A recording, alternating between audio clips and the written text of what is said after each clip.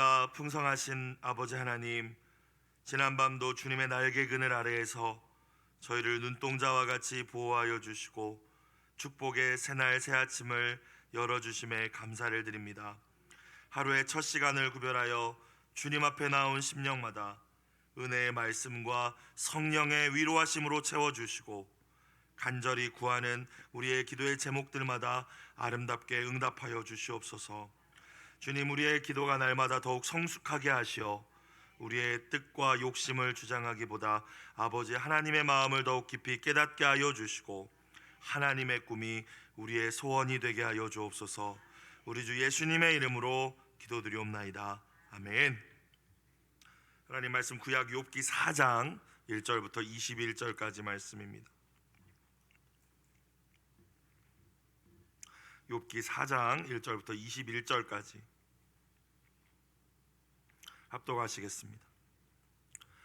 대만 사람 엘리바스가 대답하여 이르되 누가 너에게 말하면 내가 실증을 내겠느냐? 누가 참고 말하지 아니하겠느냐? 보라, 전에 네가 여러 사람을 훈계하였고 손이 늘어진 자를 강하게 하였고 넘어지는 자를 말로 붙들어 주었고 무릎이 약한 자를 강하게 하였거늘 이제 이 일이 너에게 이름에 네가 힘들어하고 이 일이 너에게 닥침에 네가 놀라는구나. 너의 경외함이 너의 자랑이 아니냐? 너의 소망이 내 온전한 길이 아니냐? 생각하여 보라. 죄 없이 망한 자가 누구인가? 정직한 자의 끊어짐이 어디 있는가? 내가 보건대 악을 밭갈고 독을 뿌리는 자는 그대로 거두나니 다 하나님의 입기운에 멸망하고 그의 콧김에 사라지느니라. 사자의 우는 소리와 젊은 사자의 소리가 그치고 어린 사자의 이가 부러지며 사자는 사냥한 것이 없어 죽어가고 암사자의 새끼는 흩어지느니라. 어떤 말씀이 내게 가만히 이르고 그 가느다란 소리가 내 귀에 들렸었나니 사람이 깊이 잠들 즈음 내가 그 밤에 본 환상으로 말미암아 생각이 번거로울 때에 두려움과 떨림이 내게 이르러서 모든 뼈마디가 흔들렸느니라. 그때 영이 내 앞으로 지나매 내 몸에 털이 쭈뼛하였느니라. 그 영이 서 있는데 나는 그 형상을 알아보지는 못하여도 오직 한 형상이 내 눈앞에 있었느니라. 그때 내가 조용한 중에 한 목소리를 들으니 사람이 어찌 하나님보다 의롭겠느냐? 사람이 어찌 그 창조하신 이보다 깨끗하겠느냐?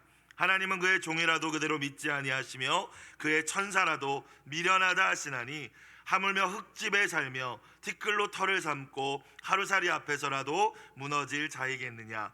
아침과 저녁 사이에 부스러져 가루가 되며 영원히 사라지되 기억하는 자가 없으리라. 장막줄이 그들에게서 뽑히지 아니하겠느냐? 그들은 지혜가 없이 죽느니라. 아멘. 오늘도 우리에게 말씀을 주신 하나님께 감사하며 겸비함으로 반응하는 은혜의 아침이 되시기를 주님의 이름으로 축원합니다. 어제 말씀 욥기 3장은 이제 고통 가운데에 욥이 내뱉은 탄식과 원망이었죠. 죽는 것이 낫겠다. 죽음을 동경하고 있었습니다. 그리고 생명을 주셨으면서 고통을 겸하여 주신 그 하나님을 이해할 수 없다라고 욥이 고백했죠. 오늘 말씀은 그렇게 욥이 내뱉은 탄식과 원망의 말을 듣고 난 뒤에 욥을 찾아왔던 세 친구 중에 한 명이었던 엘리바스가 이 욥을 책망하는 말씀입니다. 이 엘리바스의 이야기를 종합해 보면 심은 대로 거두는 인과응보의 법칙을 잊지 말라 충고하면서 자기가 경험했던 영적 체험을 근거로 내 의견이 틀림없다라고 욥에게 이야기를 하고 있죠. 1절, 2절 다시 보겠습니다. 대만 사람 엘리바스가 대답하여 이르되, 대만이라는 지역은 이제 성경 지도 같은 걸 보시면 에돔에 속해 있는 지역이라고 합니다. 자, 이 엘리바스는 욥을 위로하러 찾아온 세 친구 가운데 가장 연장자였던 것 같아요. 그래서 나이가 똑같아서 친구가 아니라 연령대는 다양했는데 그 세 친구 가운데 나이가 가장 많은 사람이었기 때문에 먼저 입을 열었던 것 같습니다. 2절, 누가 너에게 말하면 네가 실증을 내겠느냐? 누가 참고 말하지 아니하겠느냐? 자, 이것을 좀 쉽게 번역을 하면 지금 이 상황에서 누가 너에게 말하면 넌 더 마음이 괴롭겠지? 알고 있었다라는 거죠. 지금 너 굉장히 힘든데 지금 누군가가 너에게 뭔가 충고를 하면 너는 마음이 더 힘들겠지. 그렇지만 너의 말을 들으니까 내가 이대로 가만히 있을 수 없다, 이런 의미거든요, 2절. 그러니까 지금 너가 힘든 거 알고 내가 뭐라고 했을 때 네가 더 힘든 것도 알지만 네 말이 안 되기 때문에 내가 한마디 하겠다, 이런 말이에요. 그래서 욥이 지금 믿음 없는 말을 하고 있다라고, 욥기 3장의 말이 엘리바스의 생각에는 이게 말도 안 되는 말을 욥이 하고 있다라고 판단을 해서 내가 널 가르쳐 줄 수밖에 없다라고 하는 거죠. 여러분, 욥이 지금 뭔가를 배울 수 있고 깨달을 수 있는 상황이 아니지 않습니까? 그런데 엘리바스가 그렇게 이야기를 하는 거예요. 자, 3절 그 내용을 봅시다. 보라, 전에 네가 여러 사람을 훈계하였고 손이 늘어진 자를 강하게 하였고 넘어지는 자를 말로 붙들어 주었고 무릎이 약한 자를 강하게 하였거늘. 이제 욥이 이전에는 고난당한 사람들을 격려하고 위로하고 때로는 회개할 것들이 있으면 너 회개해야 된다, 그렇게 가르쳤다라는 거예요. 손이 늘어진 자, 3절에 손이 늘어진 자, 힘이 없으면 손이 늘어지지 않습니까? 두 팔을 강하게 붙들어주고, 4절에 무릎이 약한 자, 힘이 다 빠져가지고 제대로 걷지도 못하는 자 붙들어 주었다는 이야기입니다. 다 같은 내용이에요. 그러니까 뭔가 고난과 시험을 만난 이들을 네가 격려하고 위로하고 때로는 그들을 책망하고 훈계하더니, 자 5절이 하고 싶은 말입니다. 엘리바스가 이제 이 일이 너에게 이름에 네가 힘들어하고 이 일이 너에게 닥침에 네가 놀라는구나. 야, 그렇게 네가 어려움 당하던 사람들을 훈계하고 격려하고 깨달으라고 하더니 오히려 네가 만나니까 너는 어쩔 줄 몰라 하는구나 라는 얘기예요. 고난을 만나 낙심한 이들 격려하고 붙들어 주더니 네가 막상 그 고난 만나니까 어쩔 줄 몰라 하는구나. 여러분, 뭐 맞는 말일 수는 있지만 지금 이 상황에 어울리는 말이라고 생각하십니까? 지금 이 욥의 상황에. 자 6절 더 이제 나갑니다. 너의 경외함이 너의 자랑이 아니냐, 너의 소망이 너의 온전한 길이 아니냐. 무슨 말이에요? 너 하나님 경외함에 있어서, 경건한 삶에 있어서 자신만만하지 않았냐, 이런 말입니다. 또 네가 온전한 길, 흠없이 살아가는 그 삶이 너의 소망이라고 떠들고 다니지 않았었냐? 너 흠없이 사는 게 네 소망이라며, 너 경건한 게 네 자랑이라며. 근데 내가 보니까 너 죄 있구나, 이거거든요 지금. 왜냐하면 죄가 없으면 고통이 일어날 수가 없다라는 거예요, 엘리바스의 말은. 근데 6절 말은 너 그렇게 하나님 경외한다고 하더니 뭐 온갖 거룩한 척은 다 하더니 내가 볼 때 너 죄 있었구나, 이 말이에요. 자, 너의 지금의 모습을 보니 문제가 있구나. 하나님을 경외하며 온전한 삶을 살았다고 자부하는 너에게 무언가 죄가 있구나. 자 7절부터 이제 엘리바스가 자기가 진짜 하고 싶은 말을 욥에게 이야기합니다. 욥은 내가 아무리 생각해도 왜 하나님께서 나를 짓누르시는 것인지, 생명을 주신 그분이 왜 고난도 허락하시는 것인지 이해할 수 없기에 내가 죽음밖에 동경할 수 없고 내가 너무 힘들다 친구들아 라고 이야기한 욥에게 지금 엘리바스가 뭐라고 해요? 7절부터 볼까요? 7절부터 9절 봅시다. 생각하여 봐라, 죄 없이 망한 자가 누구인가? 정직한 자의 끊어짐이 어디 있는가? 너 죄 때문에 망했다는 거예요. 그죠? 어떻게 이런 말을 할 수 있을지 놀랐어요, 읽으면서. 정직한 자의 끊어짐이 어디 있는가? 너 지금 이렇게 끊어져 버리고 엉망진창된 거는 하나님 앞에 너 정직하지 않았어. 8절 내가 보건대 악을 밭갈고 독을 뿌리는 자는 그대로 거두나니 다 하나님의 입기운에 멸망하고 그의 콧김에 사라지느니라. 여러분, 내가 보는 걸로 함부로 남을 판단하지 않기를 주의 이름으로 축복합니다. 하나님의 마음과 하나님의 시선을 갖는 저와 여러분이 되시길 다시 한번 주의 이름으로 축원합니다. 내가 보건대, 인간이 아무리 똑똑하고 지혜가 있고 뭐 그렇다고 한들 세상에 일어나는 모든 일과 하나님의 섭리와 뜻에 대해서 다 알지 못하지 않겠습니까? 그리고 지금 욥이 당하는 이 고난은 보통 고난이 아니잖아요. 거기에 와가지고 아무리 생각해봐도 너 죄 때문에 그런 거다라고 이야기하고 있는 거예요. 너 이상한 말 하지 마. 왜 네가 당하니까 너는 또 그렇게 반응을 하냐? 너 생각해봐. 심은 대로 거두는 게 법칙인데 네가 너한테 이런 일이 그냥 일어났겠어? 이 이야기를 하는 거죠. 10절 사자의 우는 소리와 젊은 사자의 소리가 그치고 어린 사자의 이가 부러지며, 지금 욥을 한때 잘 나갔던 강한 사자의 비유하면서 또 이야기합니다. 그런데 악인들은 그 사자같이 강할지라도 하나님이 결국 그들을 꺾어버리신다는 이야기를 하고 있는 거예요. 네가 과거에는 사자와 같았을지 모르지만 죄를 지은 너는 결국 이가 부러질 것이고, 11절 사자는 사냥한 것이 없어 죽어가고 암사자의 새끼는 흩어지느니라. 지금 자녀 10명 다 죽은 욥 앞에서 이런 비유를 가지고 이야기를 하고 있습니다. 네가 모든 것을 잃어버린 것은 하나님 앞에 너의 불의가 있었기 때문이다. 너의 자녀가 한날 다 죽은 것도 하나님 앞에 거짓이 있었기 때문이다. 네가 지금 온몸에 종기가 나서 박박 긁어대고 몇 개월 동안 고통받는 것도 하나님 앞에 온전치 못함이 있으니까 잘 생각해보고 깨달아라 라고 이야기를 해주고 있죠. 선을 행한 자가 복을 받고 악을 행한 자는 심판을 받는다. 인과응보라고 합니다. 그래서 오늘 큐티의 제목이 이 엘리바스의 말을 따서 보응의 법칙은 견고하다라고 이야기를 하죠. 보응의 법칙은 존재합니다. 그렇죠? 그리고 우리가 섬기는 하나님은 공의로우신 분이십니다. 심은 대로 거두게 하시는 분이시지만, 여러분 생각해 보십시오. 만약 그 보응의 법칙만 가지고 세상을 다스리시고 저와 여러분을 다스렸다면 이 자리에 살아남을 사람은 아무도 없을 거예요. 노아의 홍수가 아마 몇천 번, 몇만 번, 몇억 번은 일어났을걸요.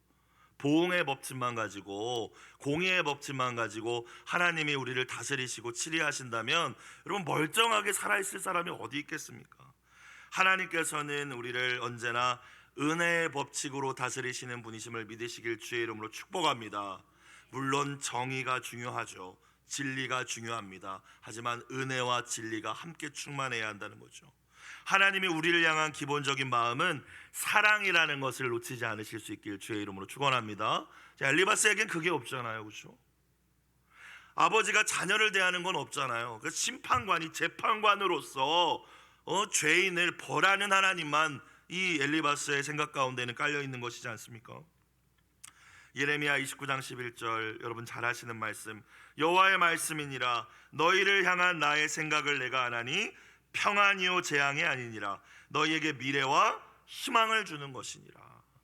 고난을 때로 허락하셨을지라도 그 궁극적인 종착점은, 목표는 희망을 주는 거예요. 돌이켜서. 그렇죠? 그게 아버지 사랑이시지 않습니까? 은혜의 법칙으로 다스립니다. 보응의 법칙이 아니라요. 베드로전서 2장 19절 20절에 보니까 이런 말씀이 있습니다. 부당하게 고난을 받아도 하나님을 생각함으로 슬픔을 참으면 이는 아름다우나. 뭔 말이에요?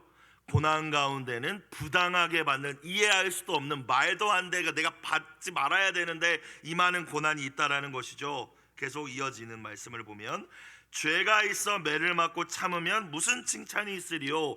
죄 때문에 받는 고난도 물론 있다라는 말씀입니다.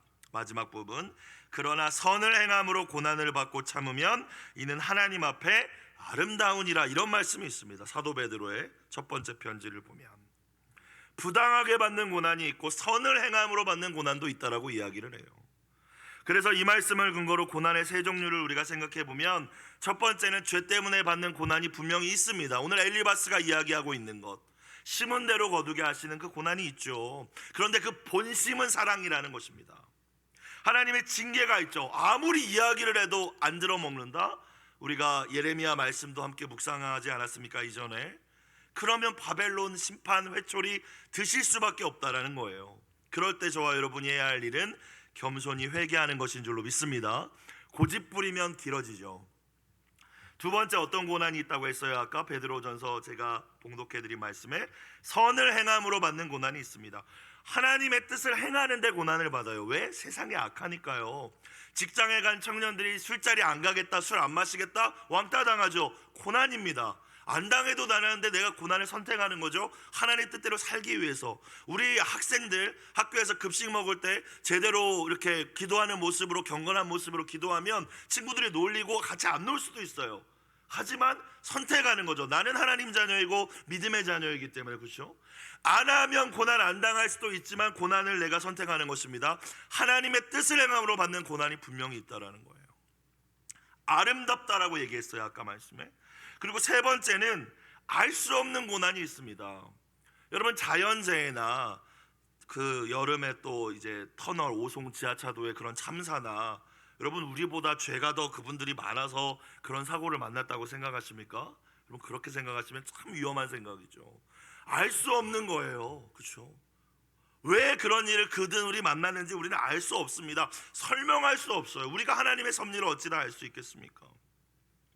죄 때문에 받는 고난은 겸손히 회개해야 된다면, 우리가 하나님의 뜻을 행함으로 세상으로 받는 고난이나 이건 도무지 내가 어떻게 생각을 해도 이해할 수 없는 고난, 하나님의 신실하심과 선하심을 붙들고 인내하며 참아내는 것이 마땅한 고난에 대한 태도임을 깨달으실 수 있기를 주의 이름으로 축복합니다. 아까 읽어드렸던 말씀 다시 읽어드릴까요?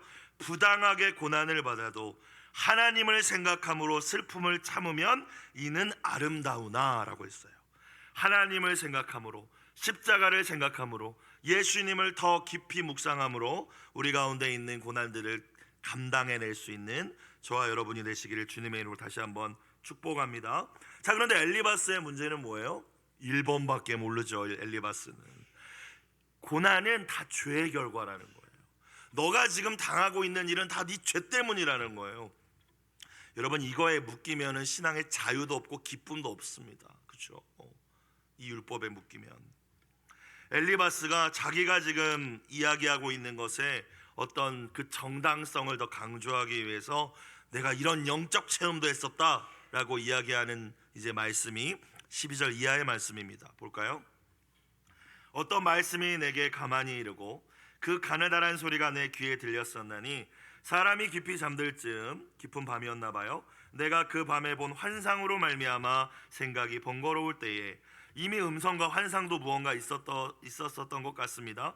그 이후에 또 이런 경험을 했다는 거예요. 14절 두려움과 떨림이 내게 이르러서 모든 뼈마디가 흔들렸느니라. 그때 영이 내 앞으로 지나매 내 몸에 털이 쭈뼛하였느니라. 그 영이 서 있는데 나는 그 형상을 알아보지는 못하여도 오직 한 형상이 내 눈앞에 있었느니라. 그때 내가 조용한 중에 한 목소리를 들으니 17절 사람이 어찌 하나님보다 의롭겠느냐? 사람이 어찌 그 창조하신 이보다 깨끗하겠느냐? 하나님은 그의 종이라도 그대로 믿지 아니하시며 그의 천사라도 미련하다 하시나니 하물며 흙집에 살며 티끌로 털을 삼고 하루살이 앞에서라도 무너질 자이겠느냐? 새 번역으로 보니까 19절은 하물며 흙으로 만든 몸을 입고 티끌로 털을 삼고 하루살이에게도 눌려 죽을 사람이겠느냐라는 말이었어요. 20절 아침과 저녁 사이에 부스러져 가루가 되며 영원히 사라지되 기억하는 자가 없으리라. 아침과 저녁 사이에 부스러진다는 말은 아침에는 살아있었던 것 같은데 이 저녁 되기 전에 죽어버리는 인생이라는 거예요. 허무하다는 거예요. 아무것도 아니라는 걸 강조하고 있는 거예요. 21절 인생을 마치 이스라엘 사람들이 광야에서 쳤던 텐트에 비유합니다. 그러면서 이 텐트를 지탱하고 있는 줄이 있잖아요. 그렇죠? 뽑아버리면 막 무너지지 않습니까? 텐트가 장막이. 그 이야기를 합니다. 21절 인생도 그와 같다. 장막줄이 그들의 생명을 붙들고 있는 것은 그 장막줄과 같은 줄인데, 생명줄인데 그들에게서 뽑히지 아니하겠느냐? 그들은 지혜가 없이 죽느니라. 인간의 생명을 붙들고 있는 그 줄만 끊어지게 된다면 사람은 지혜 없이 죽을 수밖에 없는 아무것도 아닌 존재인데, 욥 너는 네가 뭘 그렇게 다 안다고 떠드냐? 하나님을 이해할 수 없다라고 그렇게 탄식하느냐? 이 이야기입니다. 하나님의 의로우심과 영원하심에 비하면 인간은 허물 많고 하루살이처럼 허무한 인생이라는 것이죠. 스스로 의롭다라고 생각하지 말고 재난을 징벌로 받아들여라. 욥 이 이야기입니다. 맞는 말이죠. 그렇죠? 하지만 이 상황에 맞는 말은 아니죠. 하나님 앞에서 인간은 허물 많고 하루살이보다 못한 인생 맞습니다. 언제 어떻게 될지 연약한 존재인 거 맞습니다. 하지만 지금 엘리바스가 틀린 게 뭐예요? 18절에 보면 하나님이 그의 종이라도 그대로 믿지 아니하시며 천사라도 미련하다 하신다. 인간들은 더 하찮게 여기신다라는 생각이 깔려 있잖아요. 여러분 하나님이 당신의 피조물을 그 가운데 당신의 형상을 닮게 창조하신 인간을 하찮게 여기십니까? 그렇다면 예수님을 보내주실 리가 없죠. 하나님은 하나님께서 지으신 모든 세상을 아름답게 귀하게 여기시고 특별히 저와 여러분을 존귀하게 여기시는 분이심을 믿으실 수 있길 주의 이름으로 축복합니다. 우리 하찮은 인생 맞아요. 그러나 하나님이 하찮게 여기시지 않는다는 거죠. 엘리바스는 그걸 모르는 거예요. 우리는 아무것도 아닌 인생이다까지만 아는 거예요. 그죠? 쉽게 얘기하면 율법은 아는데 복음은 모르는 거예요. 진리는 아는데 은혜가 없는 거죠. 시편 8편에 다윗은 이야기합니다. 사람이 무엇이기에 주께서 그를 생각하시며 인자가 무엇이기에 주께서 그를 돌보십니까? 그를 하나님보다 조금 못하게 하셔서 영화와 존귀로 관을 씌우셨나이다. 아무것도 아닌 나를 이렇게 돌보시고 사랑해 주신 하나님 감사하며 찬양합니다. 이 고백이잖아요. 근데 엘리바스는 그걸 몰랐던 거예요. 우리 아무것도 아니다. 조용히 하고 있어. 벌 주면 그냥 받고 그냥 가만히 있어. 이렇게 이야기를 하는 거죠. 여러분, 욥도 엘리바스도 모두 하나님을 경외하고 신실하게 살려고 했던 사람들인 건 맞는 것 같습니다. 하지만 그렇다고 그들이 하나님의 지혜와 뜻을 다 알 수는 없었겠죠. 아무리 뛰어난 지식을 갖춘 인간이라고 할지라도 창조주이신 그분을 다 이해하는 것은 불가능합니다. 이해하고 믿는다는 것은 불가능한 일이에요. 하늘이 땅보다 높은 가치, 하나님의 뜻과 생각은 우리의 뜻과 우리의 생각과 비교할 수 없다라는 사실을 믿으실 수 있기를 주의 이름으로 축복합니다. 하나님의 약함이 사람의 강함보다 강하고요, 하나님의 어리석어 보이는 것이 사람의 지혜로움보다 지혜로운다는 사실을 우리는 믿을 수 있어야 되죠. 그러므로 내가 경험해 왔던 것, 나의 신앙, 내가 알고 있는 것, 내가 읽은 책, 그게 전부라는 교만을 내려놓아야 됩니다. 지극히 단편적인 것일 뿐일 거예요. 언제나 더 있다. 은혜의 세계는 더 있다. 하나님의 뜻은 더 깊다. 그것을 인정할 수 있는 겸손이 저와 여러분 가운데 있기를 주의 이름으로 축원합니다. 그래서 공동체 기도 제목 오늘 큐티 보니까요, 자기 생각과 경험에 갇히지 말고 더 넓은 세상과 더 크신 하나님을 보게 하소서. 우리 안에 겸손함이 있을 때 볼 수 있는 것이죠. 하나님의 섭리를 우리는 인과응보라는 단순한 틀로 다 설명할 수 없습니다. 앞서 말씀드린 대로 고난이 죄의 결과일 수는 있지만 신실한 사람에게도 고난은 언제나 있었어요. 성경을 보면 나오잖아요. 요셉과 같은 사람을 보십시오. 다윗도 마찬가지고요. 사도들과 또 구약의 선지자들과, 아니 예수님만 생각해 보아도 여러분 고난 당하실 일이 없는데 고난이 있으셨잖아요. 택하신 것이긴 하지만. 그런데 엘리바스는 욥의 고난이 죄의 결과라고 단정을 지었고, 이것은 고난을 겨우 견디고 있던 욥을 더 비참하게 만드는 일이었습니다. 내 짧은 신앙 지식으로 남을 쉽게 판단하지 않을 수 있는 저와 여러분이 되시기를 주의 이름으로 축복합니다. 영적 경험까지 근거로 들이대면서 자신의 확신에 차서 계속 충고하고 있는 이 엘리바스의 충고는 고통 속에 있는 욥을 일으켜주지 못했을 거예요. 이제 욥기를 계속 보시면 이 세 친구가 같이 협공을 합니다. 같이 계속 욥을 공격하고 욥은 계속 자신을 논증하죠. 그런 이야기들이 욥에게 아무런 유익을 주지 못했다는 거예요. 그를 일으켜주지도 못했다는 거예요. 오히려 아프게 할 뿐이었죠. 더 아프게 할 뿐이었을 거예요. 내 지나친 확신과 상황에 맞지 않는 나의 충고가 우리가 사랑하는 이들의 자유를 빼앗고 상처를 주고 있지는 않은지 이 아침 돌아볼 수 있기를 주의 이름으로 축원합니다. 고통 속에 신음하며 아파하는 이들에게 우리가 해줄 일은요, 잘못을 교정하고 바른 말 해주는 게 아니죠. 들을 수 있지도 않은 상황이지 않겠습니까? 우리가 해줄 수 있는 게 무엇이겠습니까? 들어주는 것, 그리고 공감해 주는 것, 또한 격려해 주는 것, 그리고 안아주는 것인 줄로 믿습니다. 기도는 기본이고요. 그를 위하여 기도해 주는 건 기본이고요. 저도 터널을 지날 때에, 어두움을 지날 때에 주변에서 들어주시고 공감해 주시고 격려해 주시고 안아주시고 기도해 주셔서 일어났지, 그래서 다시 하나님 은혜를 주시고 일어날 힘을 주셨지, 너 그러면 안 돼, 너 그거 믿음 없는 거야, 목사가 왜 그러냐, 이런 말 하신 분들의 이야기를 듣고 절대로 힘없지 않았거든요. 여러분 기억하시고, 오늘 나의 주변에 혹시 욥과 같은 고난 가운데 있는 이들이 있다면 엘리바스가 되는 것이 아니라 주님의 마음을 품고 찾아가 위로하실 수 있기를 주님의 이름으로 축원합니다. 기도드리겠습니다. 사랑과 은혜가 풍성하신 하나님 아버지, 아무것도 아닌 저희를 사랑해 주시고